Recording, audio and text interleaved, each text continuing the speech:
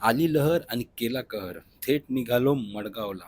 आणि मडगावला काय आहे? तर मडगावला आहे अगदी मडगाव बस स्टँडच्या समोर आहे नॉनव्हेजसाठी. म्हणजेच तुम्हाला जर गोव्यामध्ये कोल्हापूरवाला फील घ्यायचा असेल तर आहे छत्रपती, म्हणजेच छत्रपती हॉटेल आणि रायगड हे दोन सेमच ब्रँचचे हॉटेल अगदी बाजूबाजूला आहेत मडगाव बस स्टँडच्या अगदी समोर.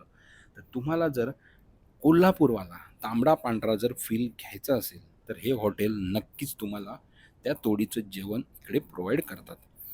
रेट अगदी रिझनेबल आहेत, म्हणजे जेवण पण अगदी एक माणूस आरामात पोट भरून खाऊ शकतो असं आहे. तर ह्या हॉटेलला आम्ही केलं व्हिजिट, कारण सुरू होणार होती नवरात्र. तर नवरात्रीच्या अगोदर म्हटलं दाबून चेपून घेऊया आणि आपला मन तृप्त करून घेऊया.